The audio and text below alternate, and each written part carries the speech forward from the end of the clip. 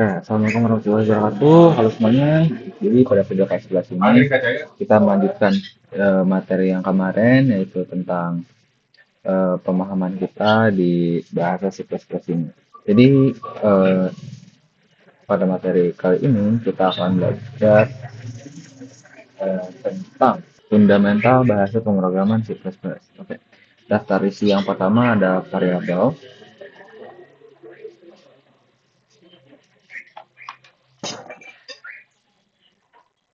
Kedua, tipe data. Ketiga, konstanta. Keempat, array.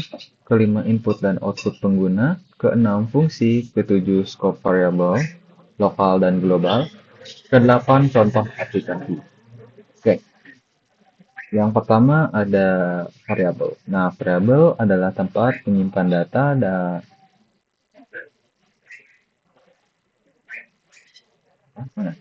dan dapat diubah nilainya selama program berjalan.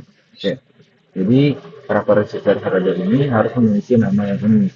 Kemudian memiliki tipe data tertentu, dapat menyimpan nilai yang sesuai dengan tipe datanya, nilai dapat diubah selama program berjalan.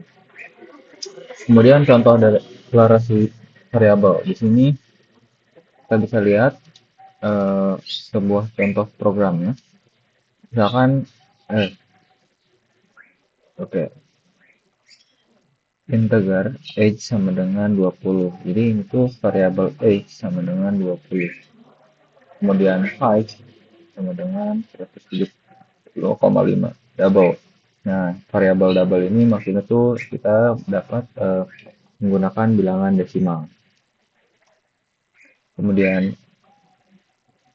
char grade sama dengan A, ini tuh variabel karakter. Row all in student sama dengan true, ini tuh variabel boolean. Oke. Kemudian ini. Jadi bisa dijelaskan ini ada penjelasannya. Integer itu untuk menyimpan bilangan bulat. Jadi ini penjelasannya.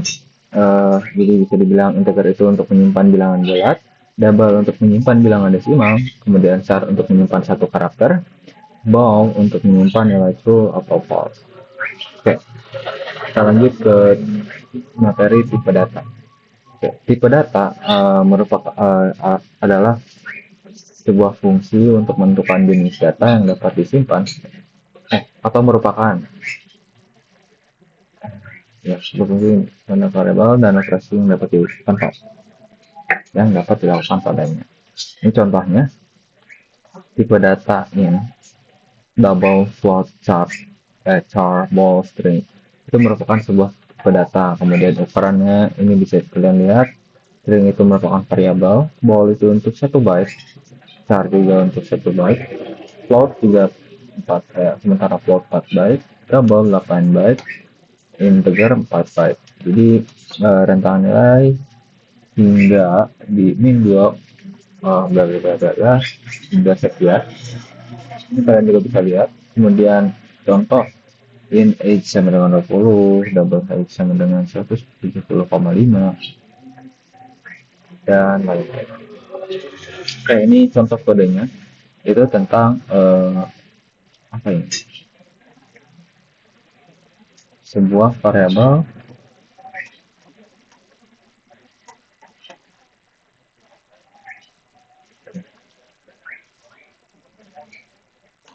terlebih dahulu.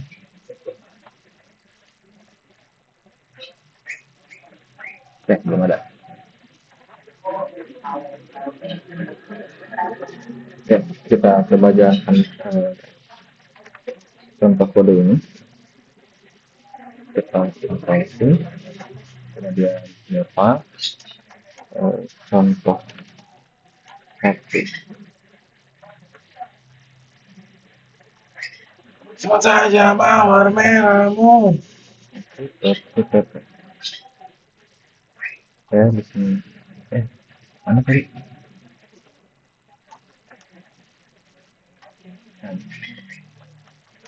Oke, kita sebaran.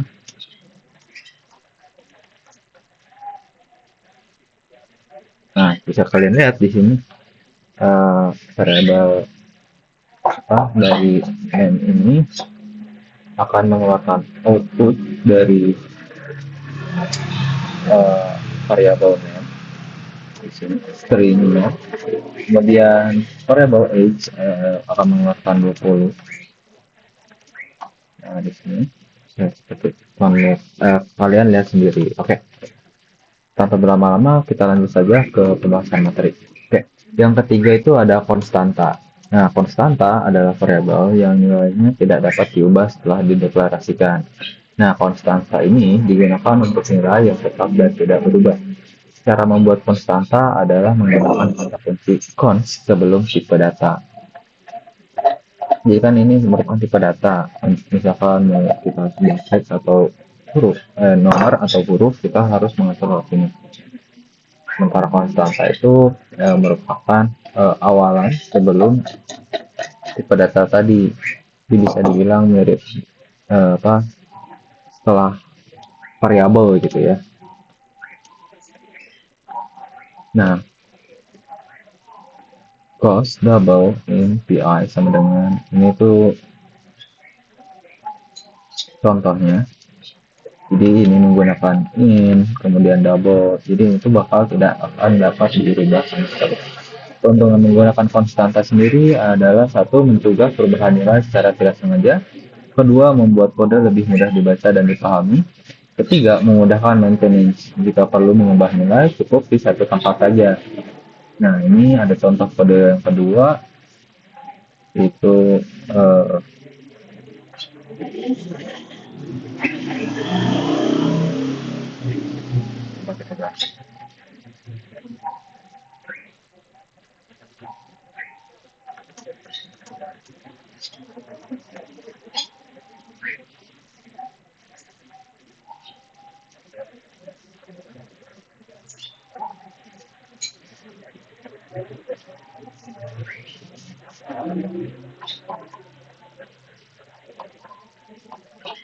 nah ini hasil yang akan keluar. Jadi di sini cost ini kita tidak akan bisa ubah selama apa ya,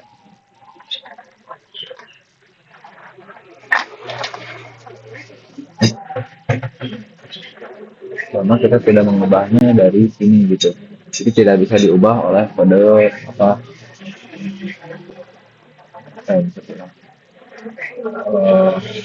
oleh fungsi lain gitu. Oke, kita lanjut.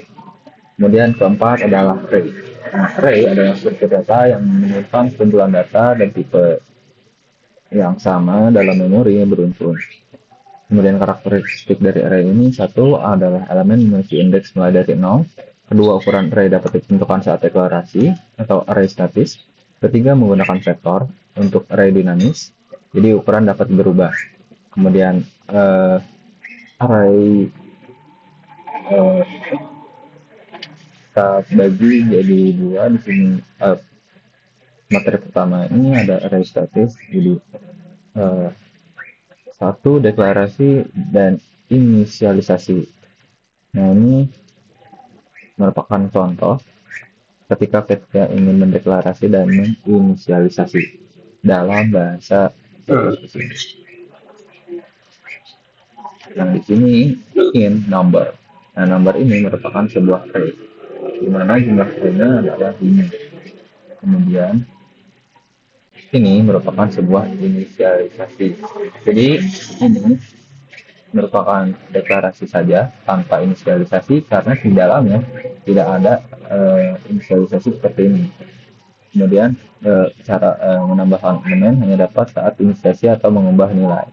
Jadi kita contohkan di sini array-nya sama dengan 0, array-nya 0 sama dengan 10. Jadi menetapkan nilai nilai ke indeks 0. Jadi ini indeks 0 kita ubah menjadi nilainya adalah 10. Nah, seperti ini. Kemudian nomor 1 berarti indeks pertama atau ini nilainya kita ubah menjadi 20. Kemudian cara mengakses elemen itu in value sama dengan number. Nah, ini untuk mengakses elemen pertama. Kemudian code adalah code ini untuk menampilkan elemen. Jadi seperti ini untuk mengakses elemen, kemudian ini untuk menampilkan elemen. Nah, kemudian di sini ada untuk menampilkan array. Nah, ini merupakan kode untuk menampilkan array. Di for sama dengan int, i sama dengan 0, i lebih besar daripada 5. Kemudian i plus count sama dengan lebih kecil ngambil i dan sebagainya. Jadi ini itu pertama itu kan seperti kita ketahui indeks 0 sampai indeks lebih kecil daripada 5, karena tadi itu jumlah indeksnya itu ada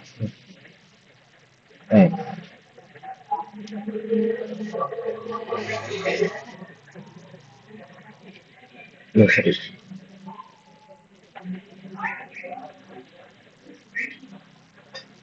Kemudian ada vektor atau array dinamis. Deklarasinya yaitu pagar input vektor, kemudian vektor stringnya. Kemudian ini untuk menambahkan elemen kita bisa ketik ini name dot pushback list, ini tuh untuk menambahkan di akhir. Kemudian cara mengakses elemennya, ini untuk mengakses elemen pertama yaitu screenshot sama dengan next. Kemudian ini sama seperti tadi itu count untuk menampilkan elemen. Kemudian ini untuk menampilkan vektor, ini juga hampir mirip seperti tadi, mungkin bedanya di sini. Yang tadi awalnya 5, ini diganti menjadi name size. Sebuah fungsi dan juga konstantanya. Iya. Atau seperti itulah. Nama variabel dan juga fungsinya. Kedua, metode untuk menggunakan range based C++. Oke, ini salah satu. Jadi untuk menambahkan vektornya ada dua metode, yaitu menggunakan index dan juga menggunakan range based loop. Jadi ini bisa auto dan main. Kemudian contoh kode lengkap di sini ada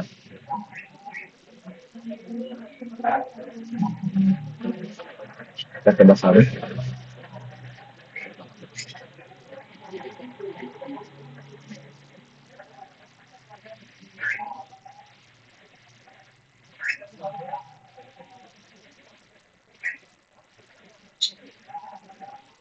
Nah, ini bisa kita lihat bahwa program akan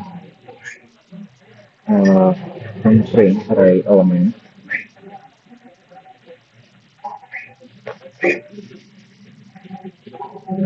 sesuai dengan range array statis ini. Kemudian juga dia akan menyebutkan isi di dalam array-nya tersebut.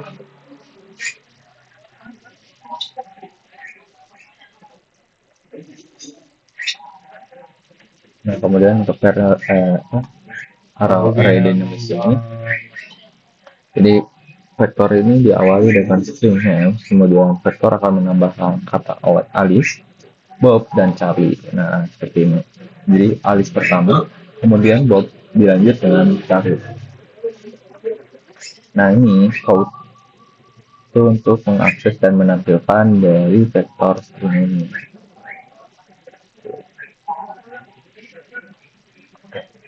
Kita lanjut.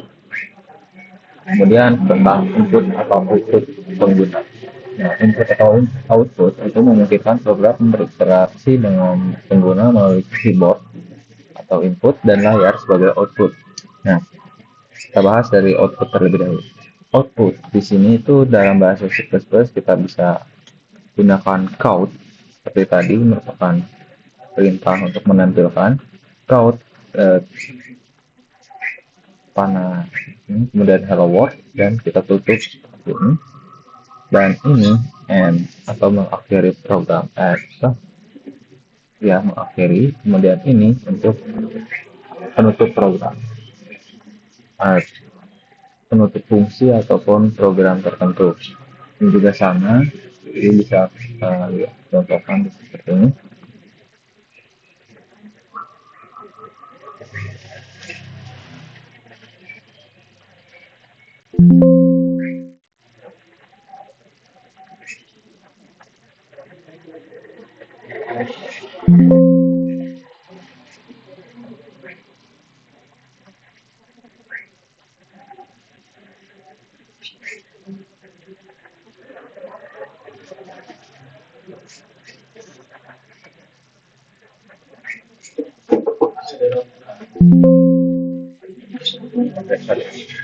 Kelihatan yang nggak bisa.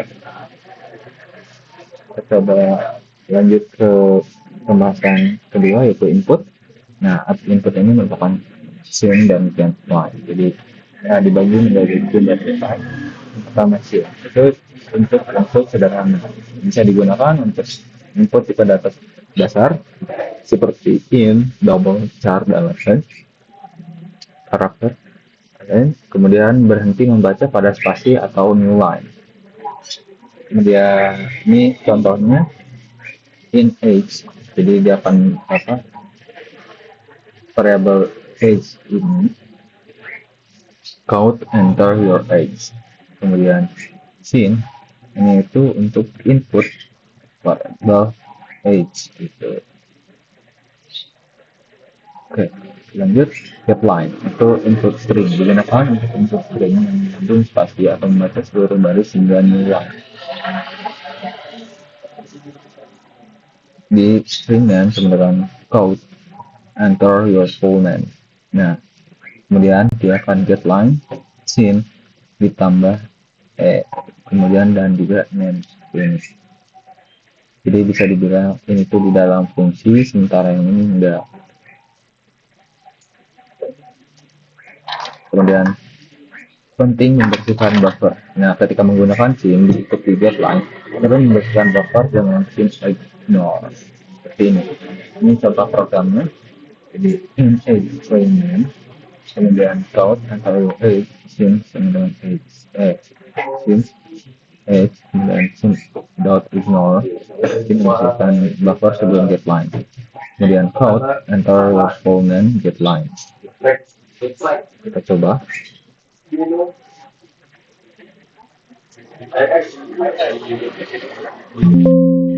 Oke. Kamu harus diawali dulu seperti ini. Nah, ini contoh kode lengkapnya.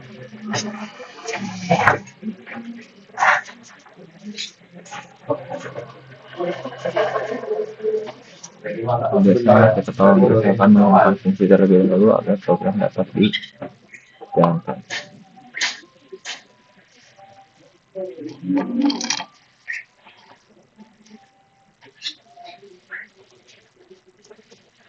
Nah, ini tuh, nah biasanya kalau kita spasi itu programnya akan berhenti gitu. Sementara di sini kita akan berhenti ketika kita menekan enter. Kalau berbicara kemudian your age 19 year old itu terus, jadi contohnya seperti itu.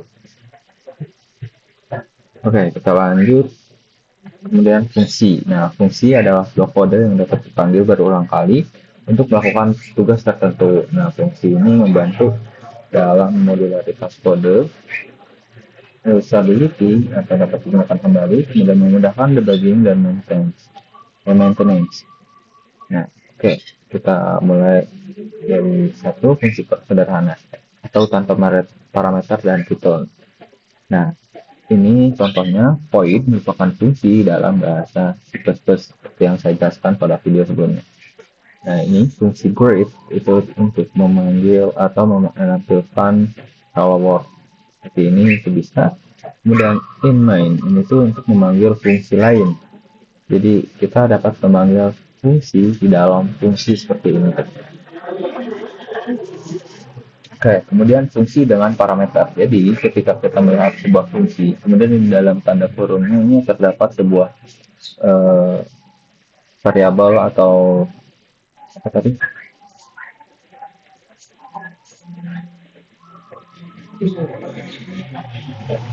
Variabel sebuah tipe data, kita dapat katakan bahwa itu merupakan sebuah parameter ya.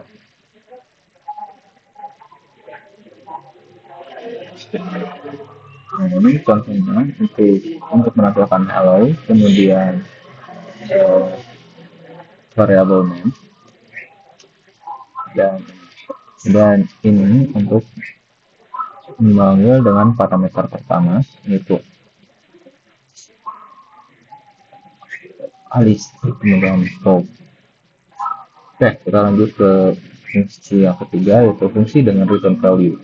Jadi fungsi dapat mengembalikan dengan angka return.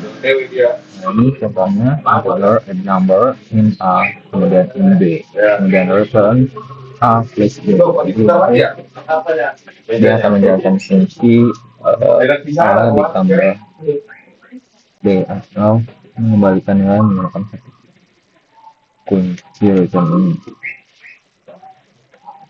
Oke. Kemudian ada fungsi dengan parameter return. Nah, merupakan kombinasi parameter dan return value untuk fungsi yang lebih kompleks. Ini sebuah contoh kodenya. Kita coba salin.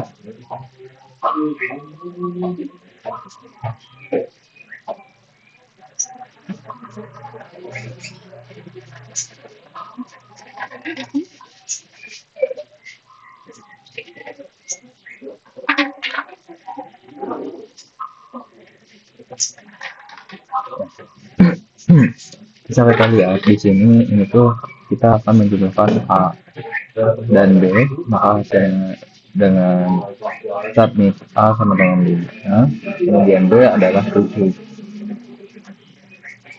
Jadi 5 ditambah 7 adalah 12, kemudian ini fungsi multiply itu fungsi perulangan. Untuk sebuah fungsi kemudian akan menjalankan program ini A plus B, kemudian ini X kali Y. Nah, ini fungsi utama atau main fungsi itu mengatur int X sama dengan 5, kemudian Y sama dengan 7. Kemudian ini sum atau variabel sum sama dengan add number X, Y. Jadi itu ini tuh variabel X kemudian itu Y. Jadi kalau di dalam fungsi ini tuh merupakan parameter.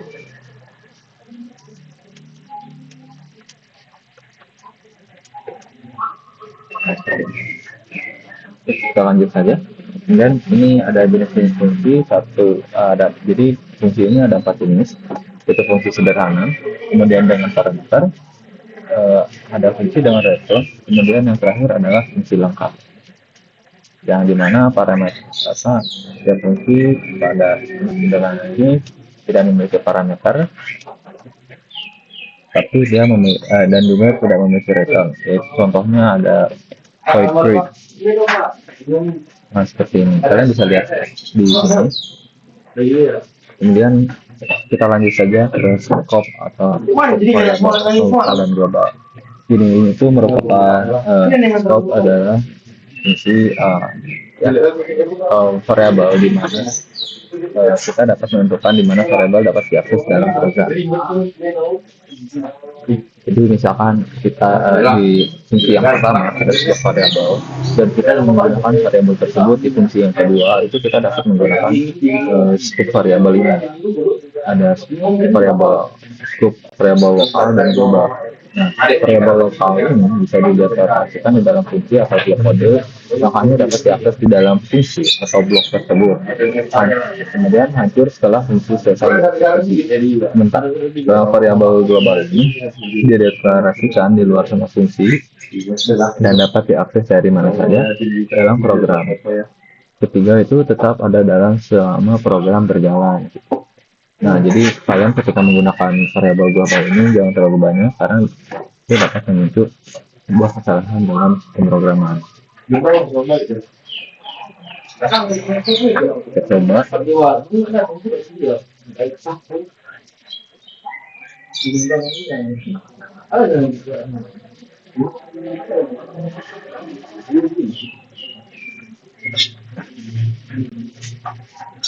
Ini global dari fungsi main.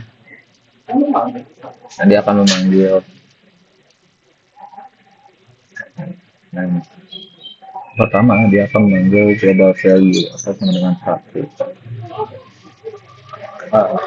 variabel global. Jadi variabel yang dapat dipanggil ke fungsi tadi. Kemudian ini bukan variabel lokal yang tidak dapat dipanggil value dan juga global value dapat memanggil variabel global ini. Ini seperti kalian dapat lihat. Global value dari fungsi dari mana lanjut. Nah ini perbedaan variabel lokal dan global. Dari aspek deklarasi variabel lokal ini ada di dalam fungsi atau blok, sementara variabel global ada di luar semua fungsi. Kemudian aspek dari akses itu hanya ada variabel lokal ini hanya dalam fungsi atau blok, sementara variabel global dapat di mana saja dalam program. Kemudian aspek lifetime selama fungsi berjalan, variabel lokal itu selama fungsi berjalan dia masih ada, tetap sementara untuk variabel global selama program berjalan. Jadi ini tuh variabel lokal itu kelihatannya hanya tetap fungsinya berjalan saja, tapi untuk variabel global ini dia tuh selama program masih berjalan dia masih bisa ada gitu. Kemudian penamaannya variabel lokal sendiri ini bisa sama dengan variabel lain di fungsi berbeda, sementara variabel global harus unik dalam program.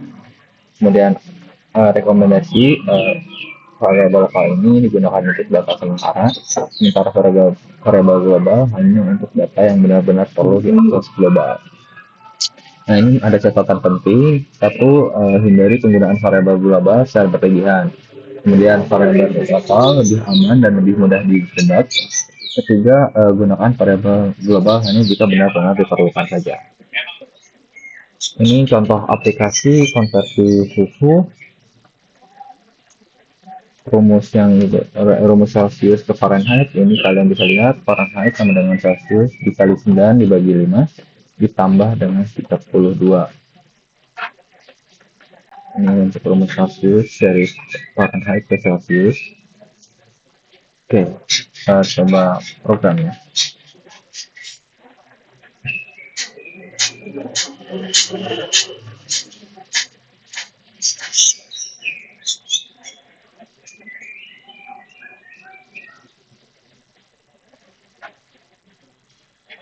Kita pilih satu dulu, masukkan suhu dalam Celsius, kita contohkan 100 Celsius, maka Fahrenheitnya adalah 212 Fahrenheit. Jadi ini tuh bukan sebuah jam, penyebab konversi satuan. Mari kita bahas. Ini fungsi yang tadi Celsius ke Fahrenheit yang sesuai dengan apa yang terdapat pada penjelasan. Kemudian ini fungsi konversi Fahrenheit ke Celsius. Jadi ini bagi menjadi dua fungsi yang berbeda. Nah ini kita anggap sebagai fungsi global dan dapat diambil ketika kita di luar fungsi tertentu. Contoh di dalam fungsi ini, choice code akan menampilkan teks di dalam fungsi itu kalau dibilang seperti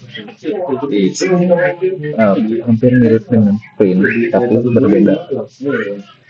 Dan choice dan ini program if else. Nah ini kita memanggil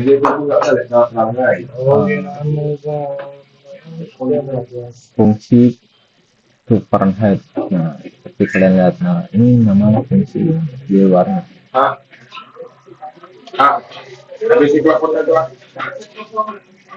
Kita lanjut. Jadi penjelasan kode fungsi to Fahrenheit ini menerima nilai Celsius dan mengembalikan Fahrenheit. Kemudian fungsi to Celsius menerima nilai Fahrenheit dan mengembalikan Celsius. 3. Program meminta input dari pengguna untuk memilih jenis konversi. 4. Berdasarkan pilihan, program memanggil fungsi yang sesuai. Kemudian, oke. Ini ada kalkulator sederhana.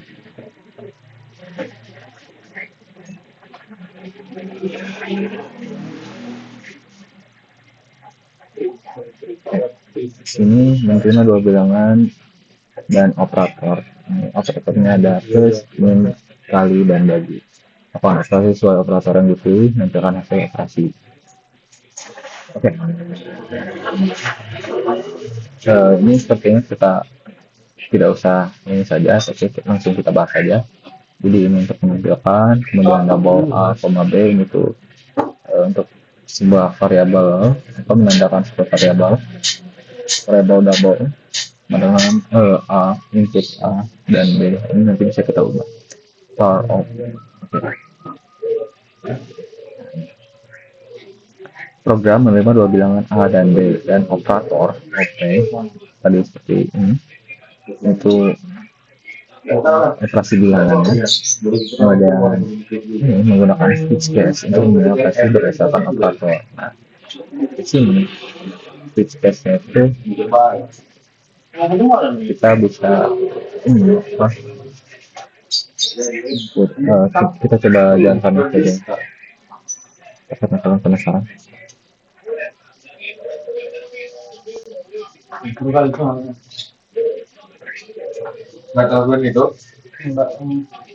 akan kita angka satu.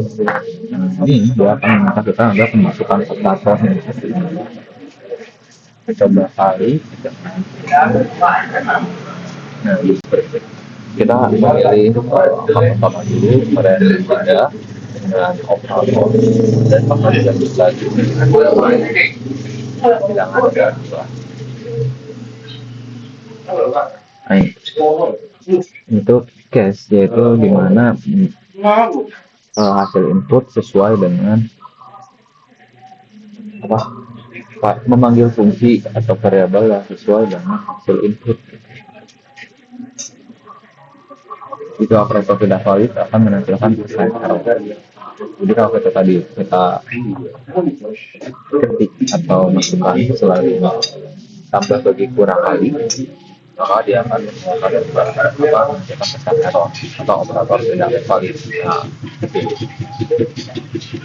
Nah, fitur tambahan yang dapat ditambahkan adalah untuk melakukan beberapa perhitungan, kemudian histori perhitungan, kemudian ketiga operasi tambahan atau modulus, pangkat dan lain-lain. Keempat, pemisahan kode menjadi fungsi. Ini ada pengelolaan data mahasiswa.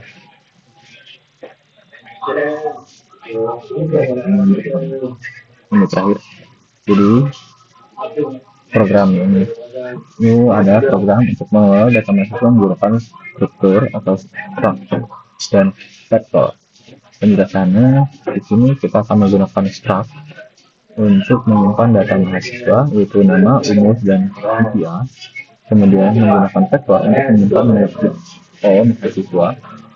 Jadi kemudian menerima input data dari pengguna, kemudian menampilkan data semua mahasiswa. Ini contoh kodenya. Kita langsung jalankan saja sambil kita bahas juga.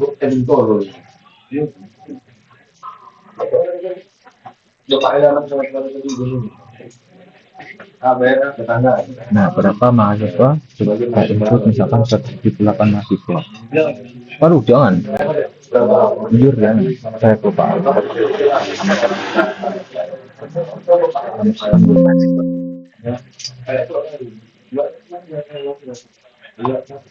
Berapa mahasiswa? 2. Nama Agus, umur 289. Ya.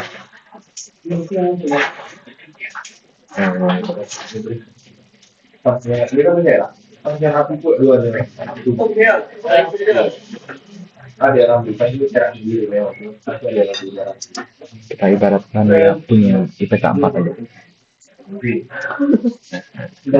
Kemudian Farel, umur 999. Kemudian IPK-nya kita misalkan 5. Nah, di sini data akan menampilkan sebuah tabel sederhana yang dimana seperti tampilan Kemudian dia akan menghasilkan hasil dari fungsi asnan ini, kemudian diteliti dengan apa,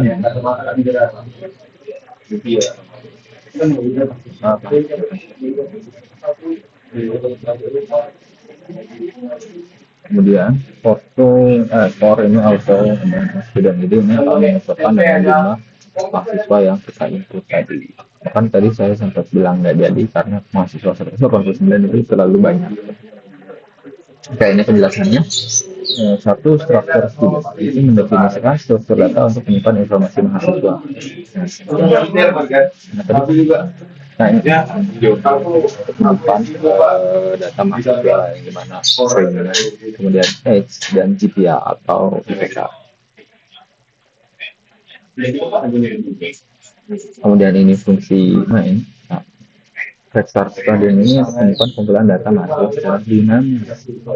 Kita lihat karena vektornya. Nah ini vektornya.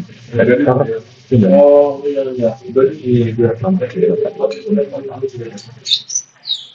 Kemudian ini untuk menampilkan tadi